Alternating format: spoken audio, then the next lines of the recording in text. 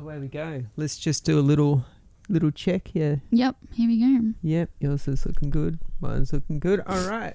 And we're back. Hello, everyone. Talking about love. Love. So we're going to start with your question today. Yep. So just refresh my memory. What was your question about again? My question is, what is love and is it real?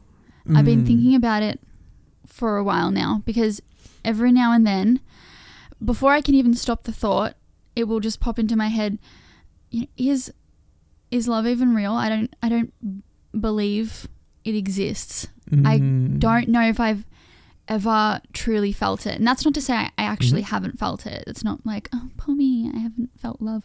It's just like, I don't know if I'm able to like always recognize the feeling of love. Like I can't be like, yeah, that's love. Like I can't like remember, like, I don't know. Yeah. So, okay. So first off, your question is really perfect because in order to answer my question, we have to actually first answer your question because we have to actually understand what love is. What is love? Yeah. So probably maybe an easy way to do that is think as what is the opposite of love? Would it be hate? Yeah, you could say hate. And what would be, if you could boil hate down into another category, into another thing, what would that be? Hate seems to be the lowest, but it actually is one lower. Loathing. I guess that's the same thing. Like despising. Yeah, I'll give you a clue. It starts with a letter F. Frustration. Rhymes with ear. Fear. Yeah, fear. Oh, I should have got that one. Yeah.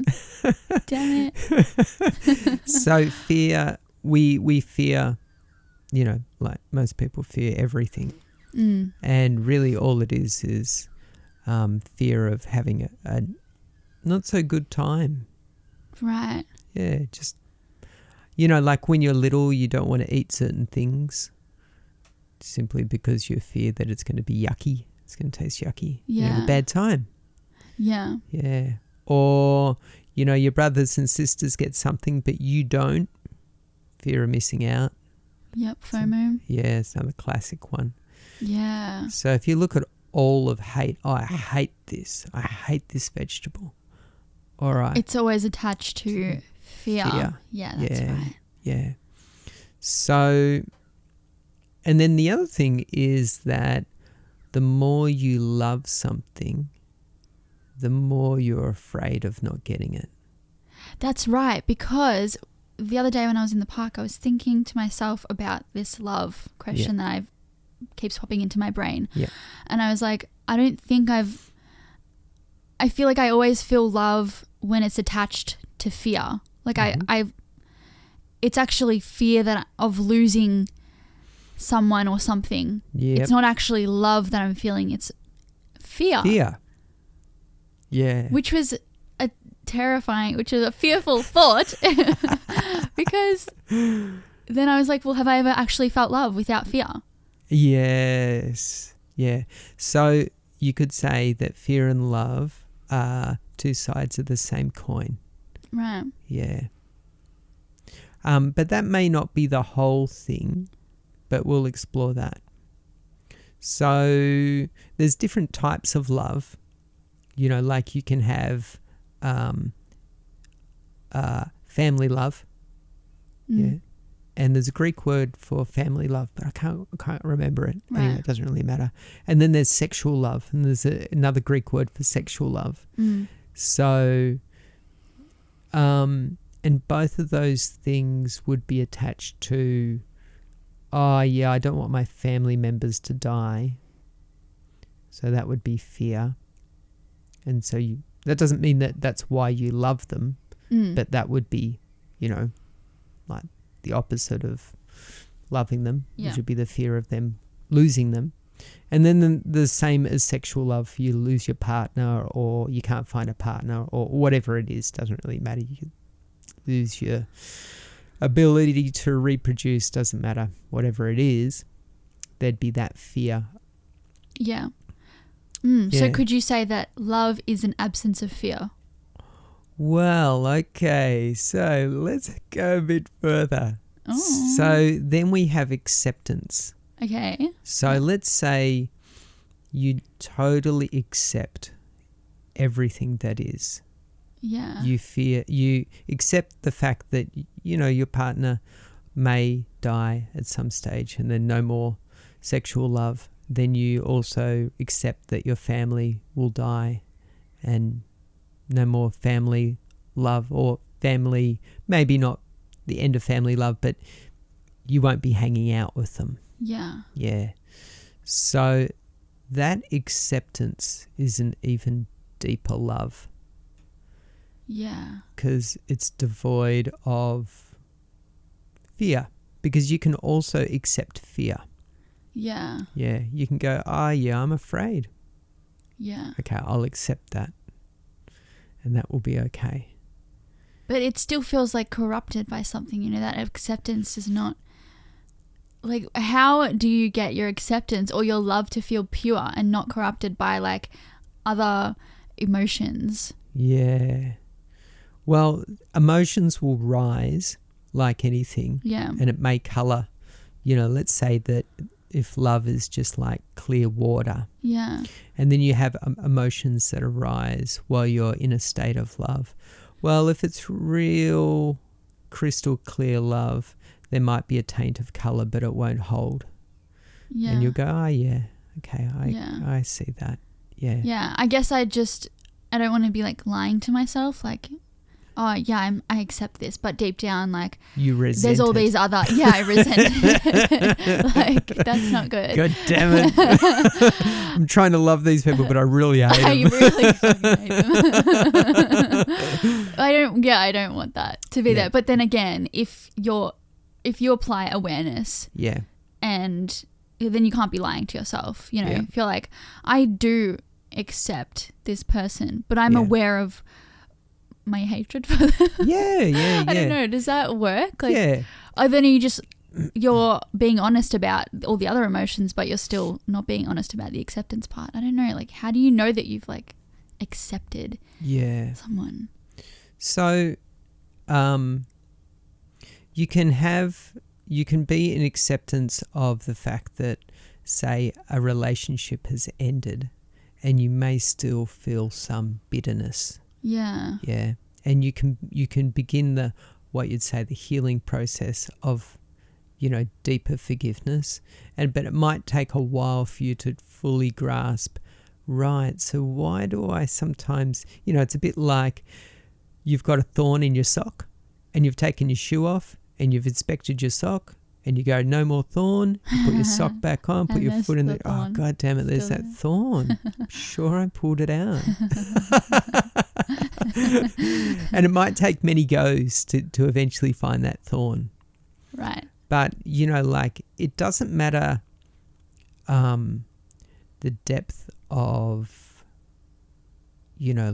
spiritual awareness that you get to. You might still have someone that irks you. Yeah. Yeah. That happens to me. I still have people that irk me. Me. Yeah. You're just in total acceptance of it. Yeah, So it's just like, yeah, that's okay. It's just, a part of the human experience. Yeah. And go, oh, yeah, look at that. I'm still human. Yeah, this person still irks me. Yeah. Okay. I'm doing my best. I'm doing the best of the tools I've got to accept and to continue to love them and let it go. But sometimes it arises. Sometimes it arises and you go, damn, I wasn't expecting that. I had a friend who called me the other day. Not that I hold anything bitterness towards him, but I was surprised. And this was a guy that I haven't spoken to in at least 25 years. Wow. Yeah. That's a long time. That's a long time. And so I used to hang out with this guy when, I was in my teens up until my early 20s. Yeah. And then we just kind of naturally got busy doing other things and, that was it. And then I Yeah. would hear his name mentioned by other friends from time to time and go, oh, wow, yeah, how's he doing, blah, blah, blah. Yeah. And then he called me up out of the blue and I was like, wow. Mm. And I could feel like this sense of like, the past has caught up with me. Oh no. I thought I'd left it all Was it behind. kind of like sickening, like all those like some emotions that are painful, like came back? Is that what you not mean? really. It was kind of more like, because we didn't have any falling out. There was no falling out. We're still Yeah. friends and whatnot. So it was just that thing of like, oh, you haven't watched my growth now. So you probably still think I'm the guy Yeah. I was when we were hanging out. Yeah, you have this false perception of me. Yeah. And I would have the same of him. Yeah, Yeah. true. And so there was this awkward little dance where he was like, are you okay that I've called you? And I'm like, yes, this is awesome. But I'm feeling a little untethered because I'm trying to grasp the enormity of this situation because I haven't seen you in a long time. This is kind of like saying, like when you die and you see someone on the other side, you go, oh, holy crap, you're here. Right, yeah. And I haven't seen you in, I don't know how long. Yeah. I can't relate to that because I haven't died yet. But, Yeah. Well, I have died many thousands of times, but I don't remember it. Yeah. So, it was that shock of like, oh, wow, this is just so trippy. Yeah. But there was also that, you might say, embarrassment that I was embarrassed. Or embarrassed about my strong emotions that were bubbling up. Mm-hmm. It was like, I didn't think this still existed, but it does. Mm. Like if I was back in my 20s, this would have like gone, oh, wow, okay, this is hard to fathom, and it would have been really uncomfortable. Yeah. But now I'm 52, it's like, oh yeah. Just sort of recognizing, being aware of the emotions and then having that acceptance that we were talking about, or? Yeah. Yeah. Yeah. Yeah. So, it didn't take long for me to go, all right, I accept these emotions that I'm having. Yeah. And the only reason why I'm having these emotions is because we have a shared love for one another. Otherwise, he wouldn't have called me. Yeah. There would be, feelings there. And so, not sexual feelings or family feelings, just friend feelings. Just to preface. And it was like, wow, it was like such a trip. Yeah. Yeah, it was a real trip. Wow. So then we just got talking about stuff. Yeah. And it all went, were you going to catch up, or was it like, hopefully. this has been good? Hopefully. Yeah. See you never. Yeah. Well, we'll see. Hopefully we'll Yeah. catch up. But, like as you do when you get older, you tend to have less time to hang out with your friends. Yeah. Yeah. Mm-hmm. So we've got fear, and we've got acceptance. Yeah. Recognizing all the other emotions around Yeah. the acceptance, and then So then you have to look at all the other emotions and go, if it ain't love, then it's fear. right. Yeah. Okay. So you got to boil it all down. You either got acceptance, and fear is just unacceptance. Fear. Yeah. Yeah. Mm-hmm. I don't accept this. Yeah. Yeah. Which is edging close to my question. But we're going to finish yours first. Yeah, because I'm still like, I'm not like Yeah. Okay. resolved. So yeah. So then the next thing is that you have your mind. Yep. So if you went through your chakras, we'll find it pretty easily. We've got root, which is just the security of, food, a house, dwelling, blah, blah, blah. And then you have sacral, which is your creativity and reproduction. Yeah. So how you create and reproduce another human Mm-hmm. Yeah. Then you have your solar plexus, which is your sense of power. Mm-hmm. So if you don't have any power in, you're not going to be able to do much. Mm-hmm. Then you have your heart, which is, of course, where love resides. Yes. It's just, I sound like such a terrible person when I say, like, I don't understand love. Like, it's so elusive to me.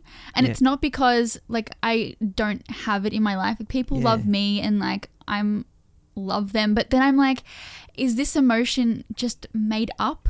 Yeah. Does that sound terrible? No, not at all.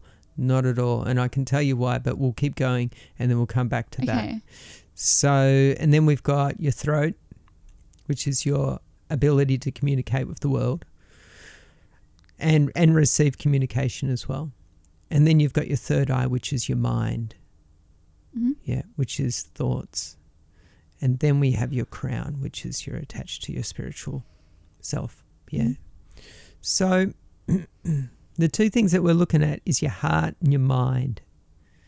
So when you're at school or, from kindergarten and up and before then as well, you're competing with everyone else around you for the love of your parents. Mm-hmm. And you could say that I'm just competing with everyone to get my parents' attention. Yeah, it's more attention than like specifically love. Yeah. So the next thing is to go, when you eat ice cream, are you eating it for a feeling or a thought? A feeling. Yeah. Because it's like cold and creamy. Yeah, and sweet. Yeah. Yeah. And when it's really, really, really hot, like super hot, and you see a pool and you jump in, you do it for a thought or a feeling? A feeling. Yeah.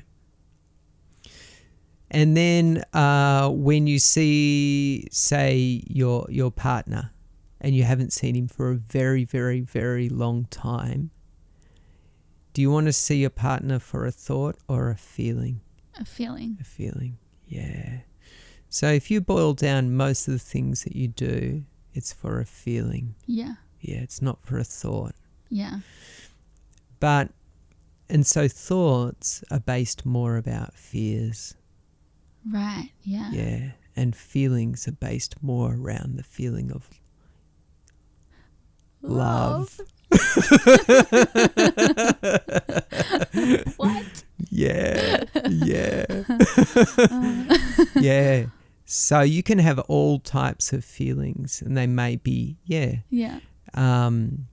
all attached to love because you have feelings and then you have thoughts, which is that you have love, but then you also have fear. Yeah. So what's generating the fear? It's not your heart. It's your thoughts. It's your thoughts. Right, yeah. So could you say, that love is an overarching sort of name? Yeah. Or like topic? Yeah. Or the genre of other good feelings? Yeah. Like, you're not actually feeling love, you're just feeling like a bunch of little good emotions. Well, they can also be not so good emotions. Right. Yeah.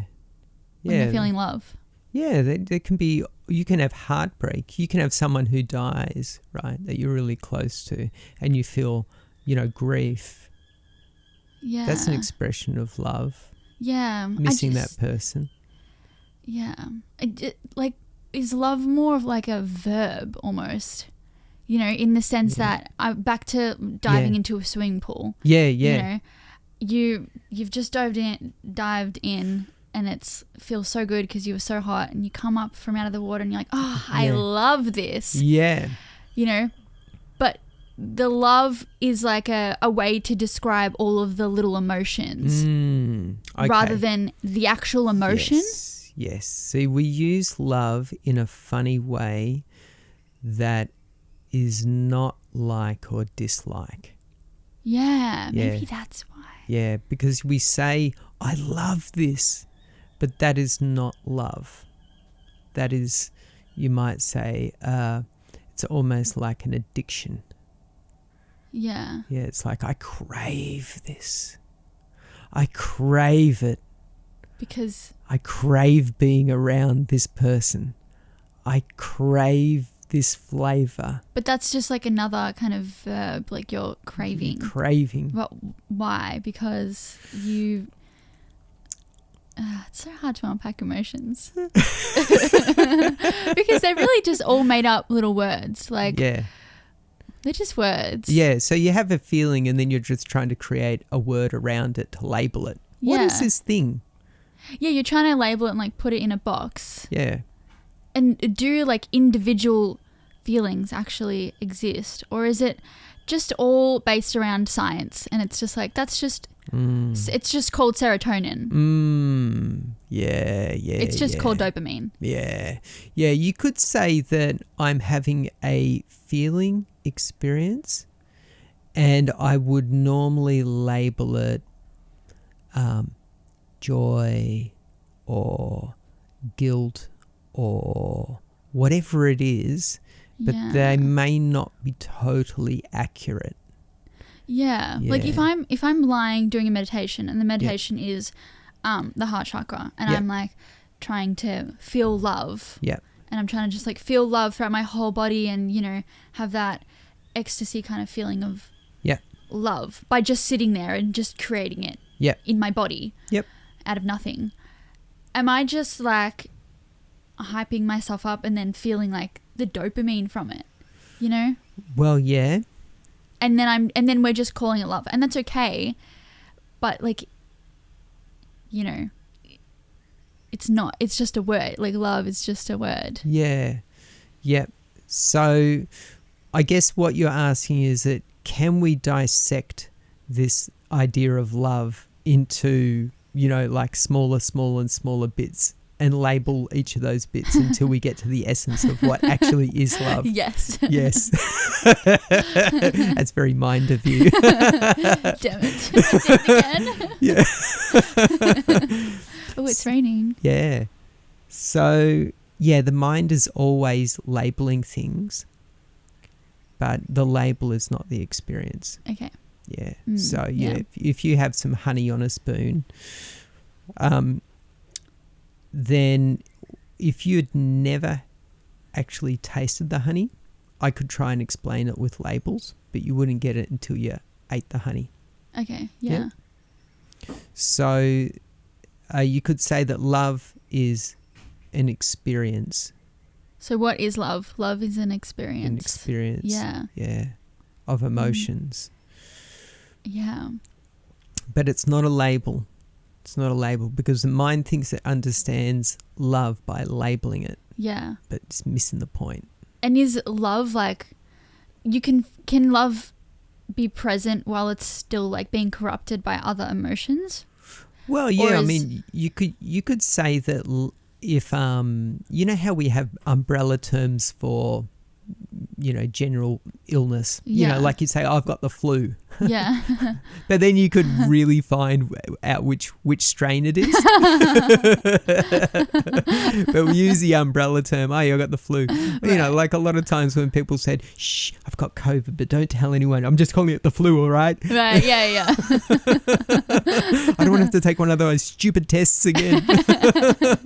Or be ostracized and stuck in a room by myself for the next week.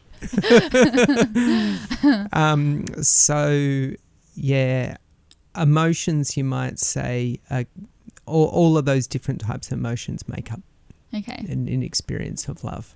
Yeah Nice. And the mind likes to understand it because the mind's quest is to actually be in control, be the one that you go to.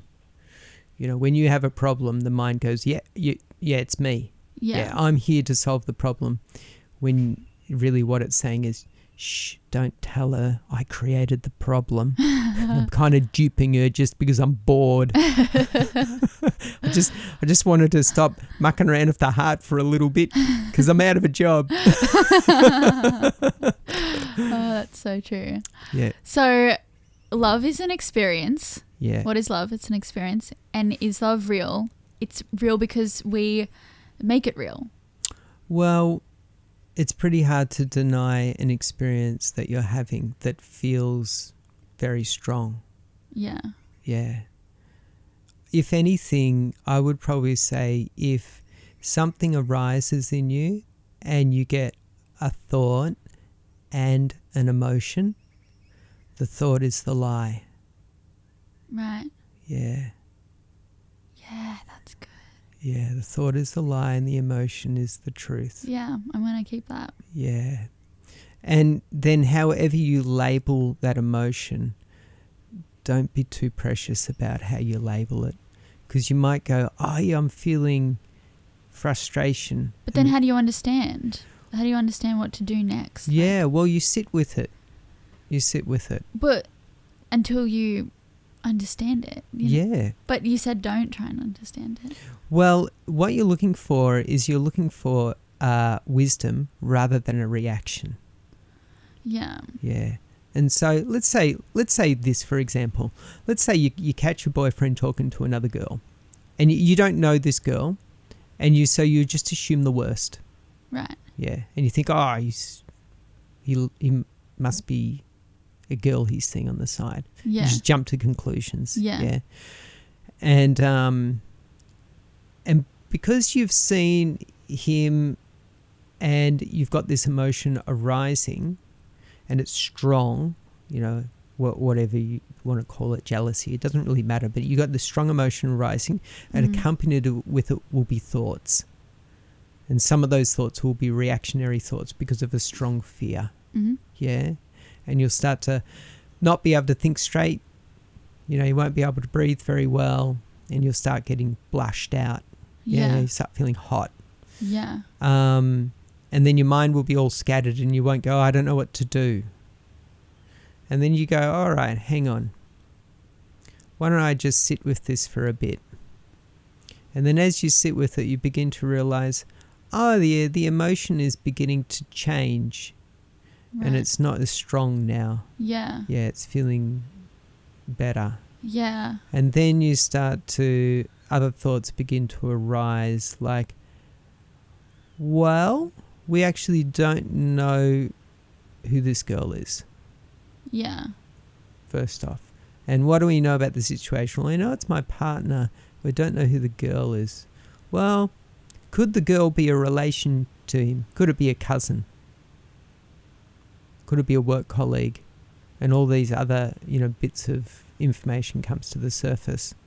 And then as you sit there longer, you start to accept, yeah, but one day I'm going to lose him anyway because he's going to die. Because that's the truth of it. Yeah? Yeah. So if he's going to die, I'm going to lose him one day. How do I know I actually have him now? Right. Well, I only have him now because he tells me that I want to hang out with you. Yeah? And then you just got to take that on face value. Yeah. Because you don't know. You don't know. And then you go, all right, well, you know what? I enjoy hanging out with this guy when we hang out and we have a lot of fun. And I realize one day I'm going to lose him. So instead of, moaning about it, why don't I just enjoy the moments that I have with him when I'm with him? And then whatever happens when I'm not around him, I'm not in control of that anyway. Yeah. Yeah, that's very interesting. So what can I do? Yeah. Yeah. So then you have an acceptance of like, okay, all right. So because we do this, we do this thing of like, I'll love you only as much as you love me. Yeah. But that's Damn, I feel like we've opened up a whole new box here. Yeah. Because a lot of people do that, Yeah, totally. Yeah, like accountancy. Yeah, but if you know that your partner is cheating on you. Yeah. But you don't let their thoughts get to you. Yeah. Like you can still enjoy your relationship with your partner. Yeah. Because like if they're still normal and happy around you whilst they're seeing someone else on the side, you can still accept those good feelings that they give you and then don't let the... Well, that's the next thing.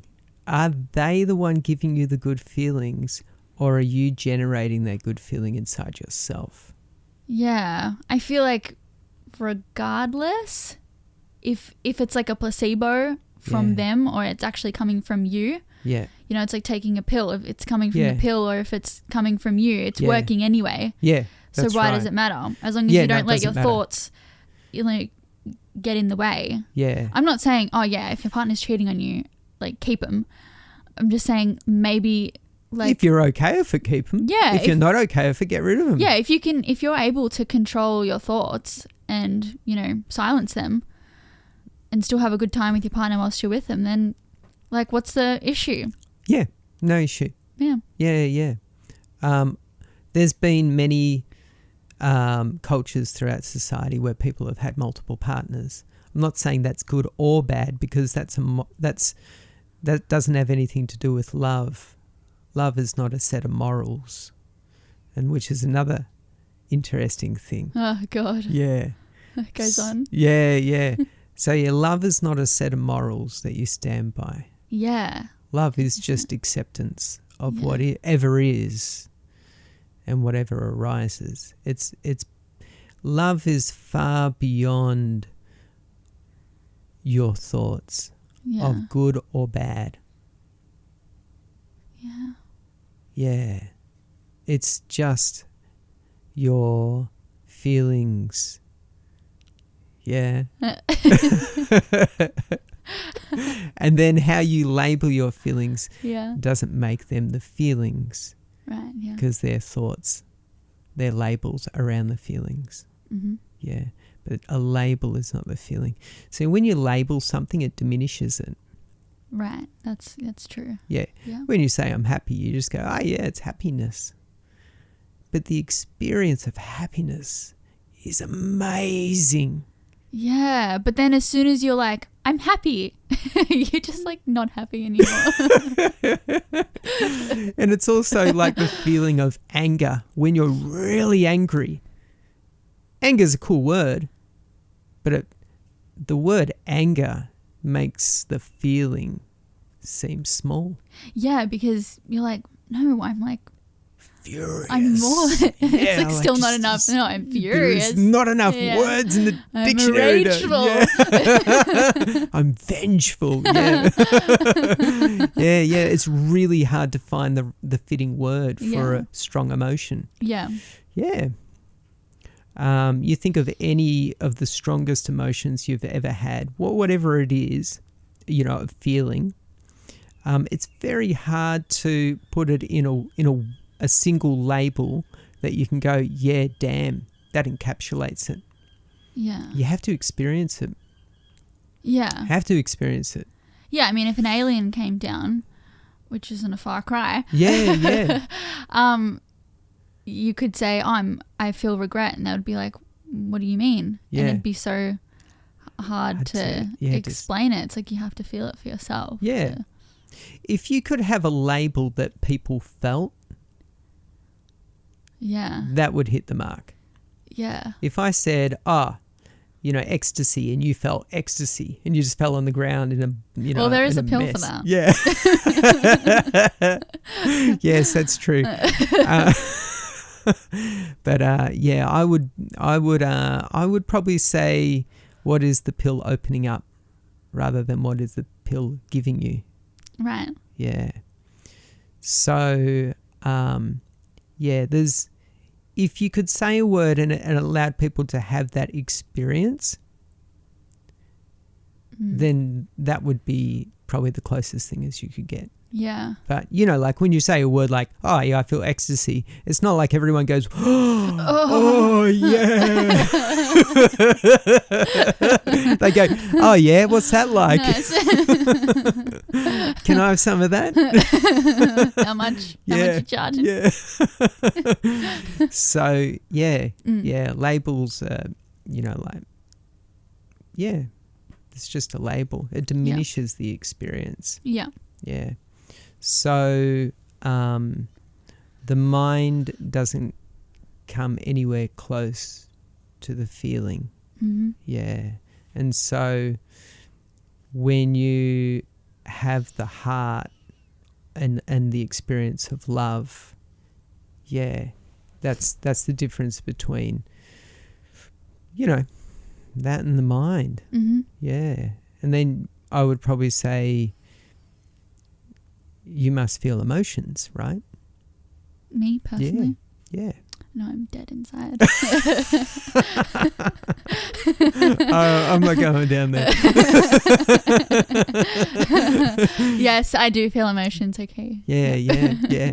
So then, you know what I'm talking about. Yeah. And even if anyone does, find, I don't find that I can connect to my emotions. Yeah, you just, they're there. They are there. You're not devoid of them. Yeah, I guess just trying to stop thinking. Yeah. Even, like an experience that is heartbreaking is, and a lot of people try and bury those. Oh, these heartbreaking experiences, I can't go there. I don't want to hear a sad song. I can't go there. Yeah, that's true. Yeah. Yeah, like if something terrible has happened in the news. Yeah. Like sometimes I'm just staring at the screen. I'm just like, oh, that's terrible. That is shocking. Yeah. But I'm not. You're not feeling the emotion. I'm not feeling anything. And then I'm like, what is wrong with me? Like I'm just. And then I just go and like make a smoothie or something. Yeah, you know what I mean? Like. Yeah. Instead of crying. Yeah. Because a bunch of people have just died. Yeah. Well, and on a level of mind, it's just like it's a stat. It's a statistic. Yeah, it's just a bunch of, like information coming at you. Yeah. And, if you're not connecting to it on an emotional level, it doesn't mean that you're broken. Yeah. It just means that you've just connected it on a mental level. Yeah. I guess the best thing you can do for that is focus on your breath, like focus on your body rather than your mind, like bring your attention downward. Yeah. And into your heart. Into your heart, yeah. I mean, look, the other thing is that if you're always in your heart, you won't do much. No. So right. You've got to find a balance. Yeah, you got to find a balance, yeah. And also, if you're always in your heart, you're going to be constantly crying over the smallest happy event, like a snail making it across the footpath and not getting squashed, or an ant picking up a leaf and taking it home. You just be in a static mess of like, oh, it's so wonderful. And I've certainly been there, and it's glorious. It's lots of fun, but you don't do much. Yeah. And most people around you find you hopeless. Yeah. And frustrating, and that's totally fine. Yeah. It's very And then you get other people who are, constantly doing with a to-do list as long as their body, and they're always in a state of mind. Yeah. And then at the end of the day, they may feel exhausted. Yeah. And then they go, oh, finally I feel good. It's like, really, you had to go, your mind had to exhaust you so you could feel something. Honestly, most of the time though, like you don't feel good anyway. Yeah. After doing everything that you thought would make you feel good. Yeah, that's right. Because I'm that person a lot of the time where I'm like, I have to do this, I have to do that, like to feel accomplished and da-da-da. And then at the end of the day, I'm like, damn, why do I feel so shit about myself? It's because I haven't taken the time to feel anything. Yeah, well, it can definitely be that. It can also be that you're always in a state of, projecting into a future. Yeah. And if you I guess, and you haven't got it yet. You're like always, working towards something that you haven't got yet, and you don't know if you'll get. That's right. Yeah, and then there's that fear of missing out creeps in. Yeah. I'm afraid I'll never get it. What if I'm too late? And yeah, I've passed my prime. I should have done it when I was 16. I should have been famous already. Should have invested in Bitcoin when I was 10 years old. Yeah. Then I'd be a multi-billionaire and I'd be living a life on a yacht, sailing Bass Strait alone because everyone else has to work. I don't know if I'd be sailing Bass Strait. I feel like yeah, probably not Bass Strait. sail. It's pretty choppy out Yeah. there. Yeah. Yeah, you might go further up north. Yeah. Yeah. Okay, but let's move to your question. Okay, so yeah, why love one thing when you can love everything? Interesting. Unpack this. Okay, so when you love one thing, so that's now that we've understood love on a deeper level. Yeah. When you think about loving one thing, that's more like a moral. That's more like, I'm going to only love the things that I like. Yeah. Yeah. It's not so much moral, it's more of a preference. Yeah. But and morals and preferences and it kind of... comes back to like, this is my personality. Yes. Yeah. Yeah. I'm a boy, so I should like these colours. I'm a girl, so I should like these colours. Yeah. Or I'm a girl boss, so I like suits. Yes. You know? Yeah, absolutely. Yeah, because they have you have a visual in your mind of how a girl boss should look. Or more so, you're more focused on what you dislike. Yep. As well. So it's like, I don't like flowy linen clothing. Yeah. Because I'm a girl boss. Yeah. Because you've attached a certain meaning to those things. Yeah. Yeah. So that's what the mind does. It attaches a meaning to all these little things. You might say that you end up building a personality that is enclosed in a nice, tidy little box. Yeah. Yeah. I experienced this when I was probably about 16, and I realised that I was walking a very tight corridor of likes and dislikes. Right. And most of the world was full of dislikes, most of my world. Yeah. And so I had this tiny little corridor that I could walk down and feel myself in. Right. Yeah, but it wasn't me. That was just an illusion. Yeah. Yeah, of who I thought I was. Who you wanted to be. Like, it was it was aspirational. Yeah, that's right. Yeah. And it was simply because I had attached a whole lot of meaning to a whole lot of things. Mm-hmm. For example, I was more into heavier music, and I wasn't so much into hip hop. And so I would class hip hop as like, it's not really me. But then funny enough, like given a bit more time, I would start to accept hip hop, because I'd start to find that hip hop artists actually liked a lot of metal. Right. And so then I'd be like, maybe these guys doing the same thing as the metal guys, but just in a different form. Yeah. And then you would start to get hip hop and metal crossovers, and then you would start to go, maybe hip hop's cool. Right. And then the corridor got a little bit wider. Yeah. And it was only because of the meaning that I had attached to all of these things. Yeah. And it was endless, because that's what we do all day long. We walk around and we attach meaning to things. Yeah. Because we're trying to understand them. Sounds like you made like this really long set of rules, like yes. If this hip hop artist likes this and they get their inspiration from metal music, then I can like the hip hop artist. That's but right. Only then. But only then. Yeah. And it needs to begin to align with my set of principles. Yeah. Based on my likes and dislikes. But that's not love. Yeah. And that's just like ego and like building a self. Yeah. That's right. Yeah, you start to build an identity, and you start to think that the identity is more important than everyone else's identity, and you start to defend it.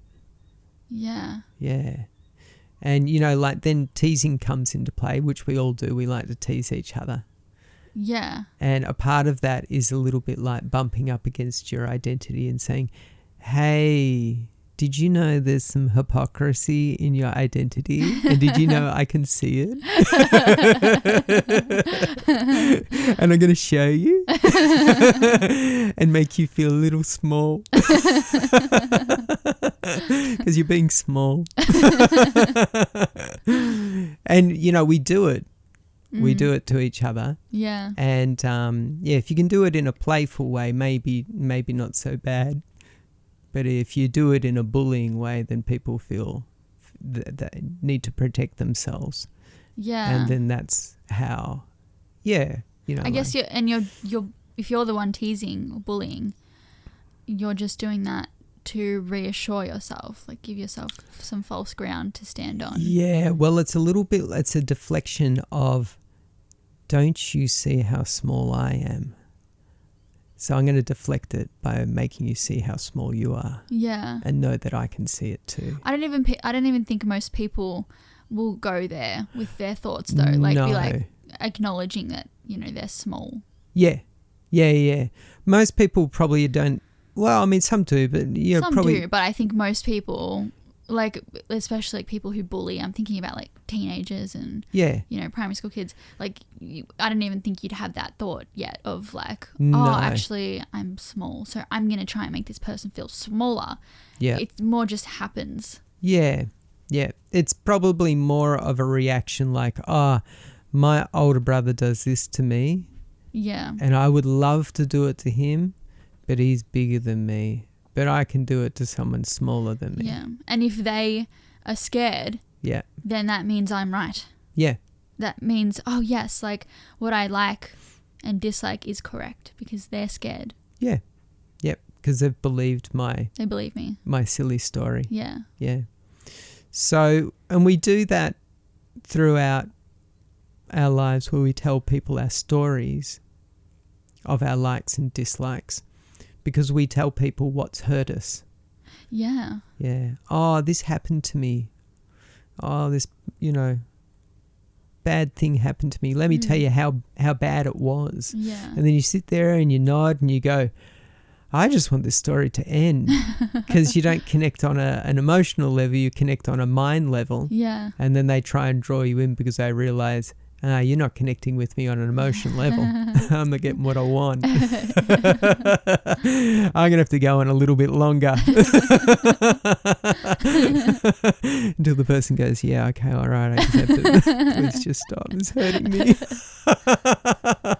Enough of the story. But yeah, so.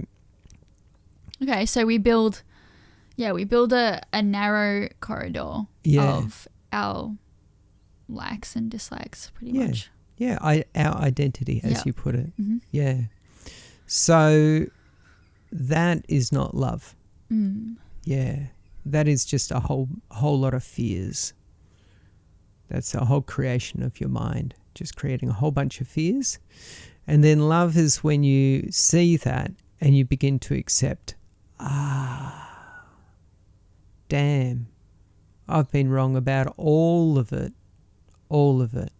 And then you begin to accept everything. Yeah, I guess because you could think, well, if you love that and I'm feeling, like I dislike that. Yeah. But if you love it and a bunch of other people love it, then it's lovable. Yeah. It's like worthy of love. Yeah. And then you realize that, well, everybody loves something, so everything's worthy of love.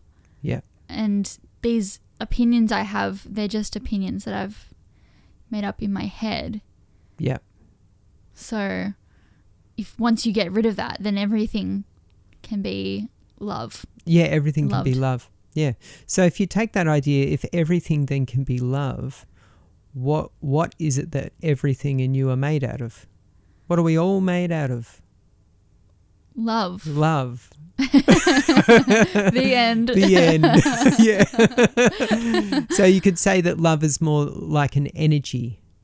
Yeah. Yeah. And you could say that thoughts are an energy as well. Yeah. But they're not as strong. Yeah. I guess everything just is, everything just exists. And I mean, you could either choose to dislike it, and that's just on an identity level. Shallow level. Yeah. Or you can choose to just accept it. Yeah. And, let it be. And once you've accepted it, I guess you do love it in a way. Yeah. Yeah, that's right. That's right. Yeah, you actually begin to see how it could make your life a whole lot better. Yeah. Yeah, because you can actually begin to allow yourself to feel the experience of it rather than putting up a wall and saying, no, I'm not going to experience this. It's bad. Yeah. It's scary. It's ugly. It's whatever it is. Yeah. And you don't need to embrace everything on a No. deep level. That's not to say that, but it's more just like... Yeah, I mean, you can accept people of the same sex liking the same sex, right? But that doesn't mean you have to go out and experience that as well. Yeah, exactly. Yeah. I've had these thoughts actually when I'm reviewing movies on this app called Letterboxd, where you can like rate movies that you've watched and write your own reviews for it. And then if I watch a movie that I haven't enjoyed, I'll start writing like, you know, what was wrong with it, like the lighting was bad, or the acting was bad, I didn't like the script or the cinematography or whatever. Yep.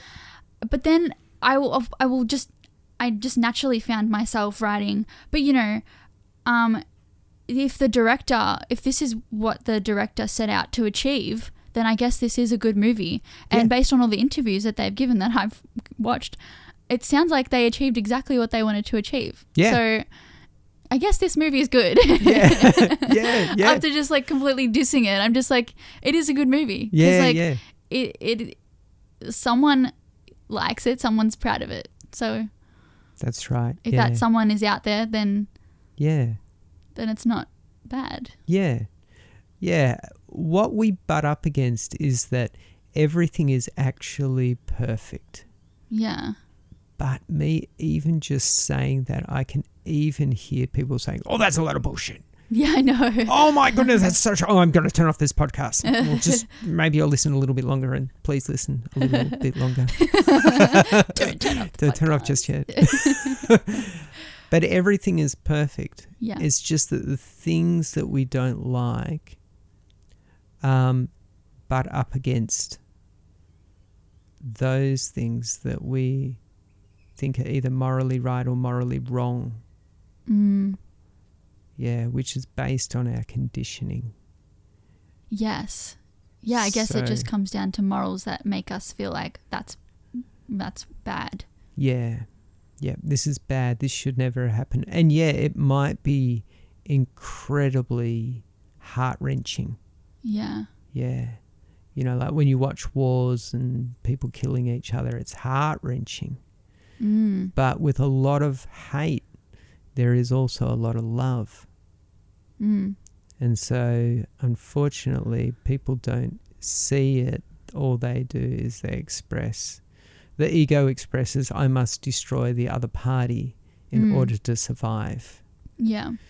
But not to lose sight of the idea that within that person who's conflicted is that there is a lot of love.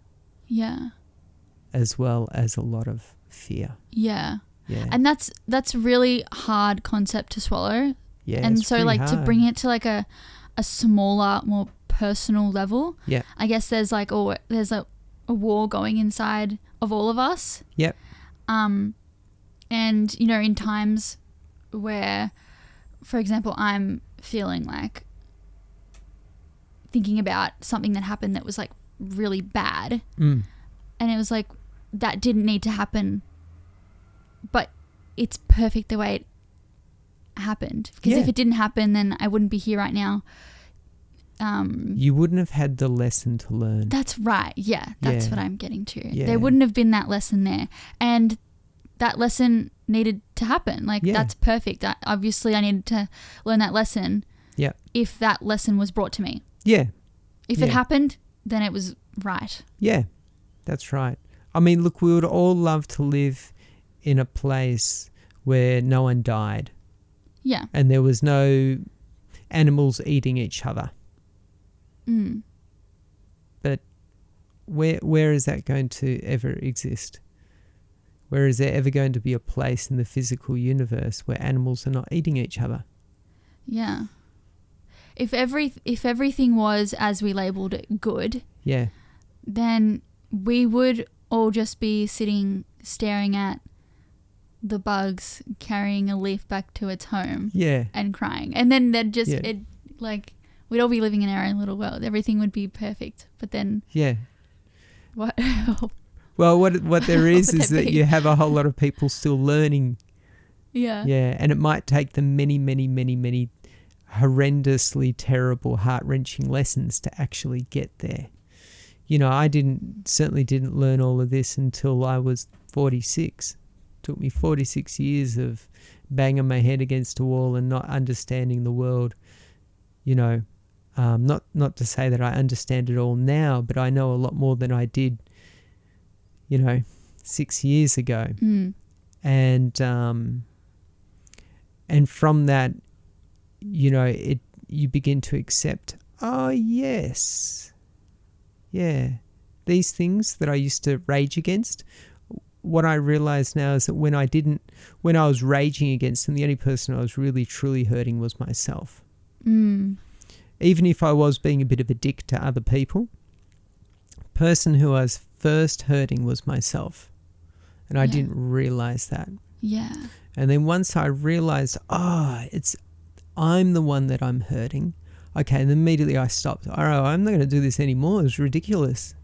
How can I just keep hurting myself over complaining about other people?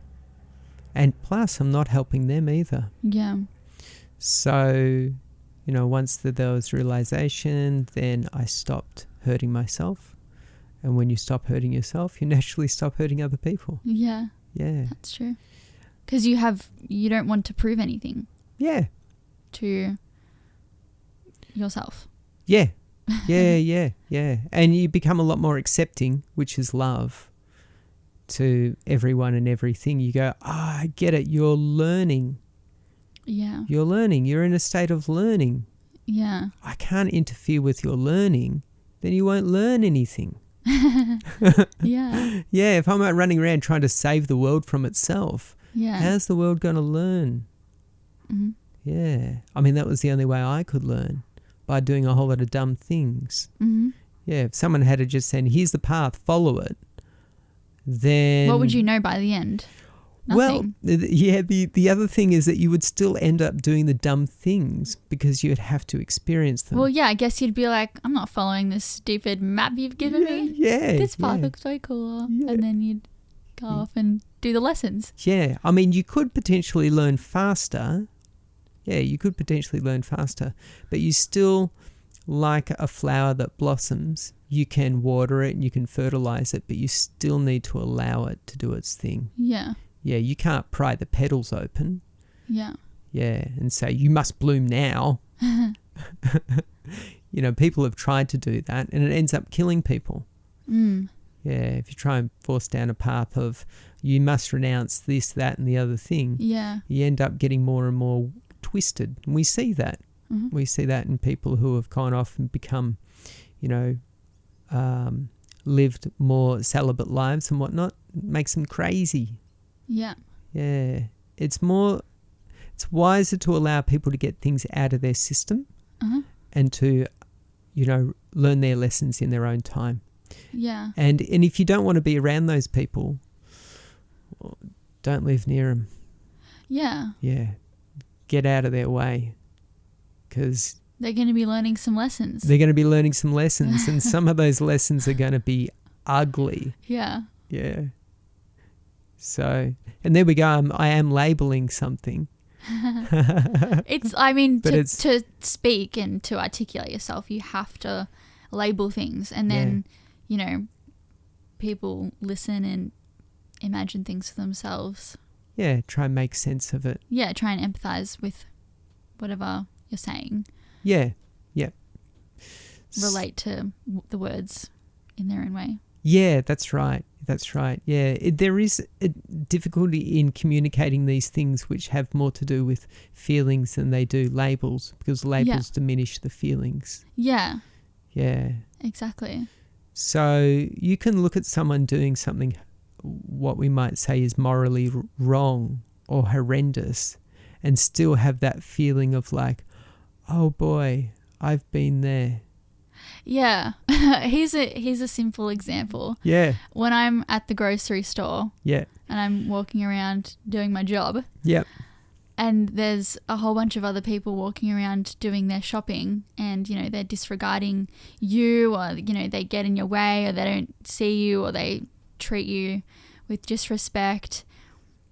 I always come to a point of acceptance of them because I just think they have this whole entire life, and I'm sure that they're not trying to be mean to me right now. And if they're actually trying to be mean, it has nothing to do with me anyway, because they're hurting for some reason. Like there's something that's making them uncomfortable, and it's actually not me. They're just taking it out on me because I'm just right here in front of them right now. And then I jump to the point of, you know, we are all one and the same because we're all got these lives that we're trying to make sense of. Yeah. And then I feel the acceptance, you know. Yeah. And once again, that's really hard to articulate how I come to that conclusion. But I think it is just realizing that we are all one. Yeah. Yeah. Yeah. There's one consciousness. It's more like the body is like a radio receiver. Yeah. I fully, in those moments where I accept these people, I fully understand like that quote, "You are me. Yeah. I am you." Yep. Absolutely. Yeah, you know exactly that experience that person is having. Yeah, because I've been that person being mean to someone else. Yeah. And someone's thought, "What is wrong with that girl?" Yeah. And at the time you feel very justified.